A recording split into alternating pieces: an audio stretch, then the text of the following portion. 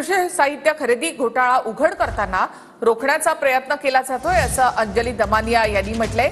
स्वस्तात मागवलेलं खत माझ्यापर्यंत पोहोचू दिलं नाही, माझी ऑर्डर घरी पोहोचण्यापूर्वीच रोखण्यात आली असं दमानिया यांनी म्हटलं। तर अंजली दमानिया यांनी पत्रकारांसमोर खेळ मांडलाय असं गुणरत्न सदावर्तेंनी म्हटलंय। दमानियांकडून भास निर्माण करण्याचा केविलवाणा प्रयत्न केला जातो असं सदावर्ते म्हणतायत।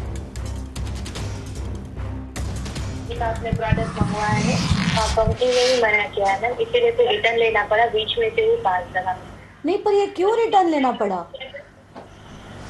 जो कंपनी का जिसका है मैम प्रोडक्ट, हाँ, वो जो कंपनी है उन्होंने ही मना किया है पार्सल को डिलीवर करने के लिए। क्यों मना किया? पर ऑर्डर थे ना वो सब, वो इंटरनेट कम्युनिकेशन है, जितने भी प्रोडक्ट आपका एक का नहीं, जितने भी ऑर्डर थे ना वो सारे रिटर्न लिए गए।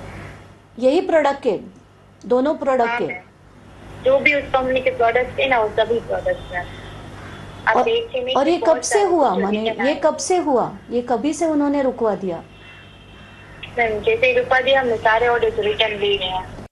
ज्या प्रकारे आज अंजली दमानिया यांनी पत्रकारांसमोर एक खेळ मांडला, एक काहीतरी मी अजुब्बा दाखवते असा दाखवण्याचा भास निर्माण करण्याचा प्रयत्न केला केविलवाणी, काहीतरी वेगळं आहे हे दर्शवण्याच्या भानगडीत होत्या।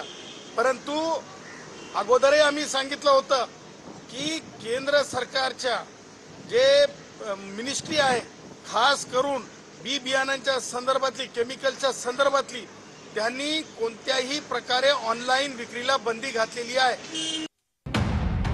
मुंडेंच्या कार्यकाळात कृषी साहित्याची जास्त किमतीने खरेदी, अंजली दमानियांचा आरोप। नॅनो युरिया, नॅनो डीएपी, कापूस बॅगा खरेदीत मोठा घोटाळा झाल्याचा दमानियांचा आरोप।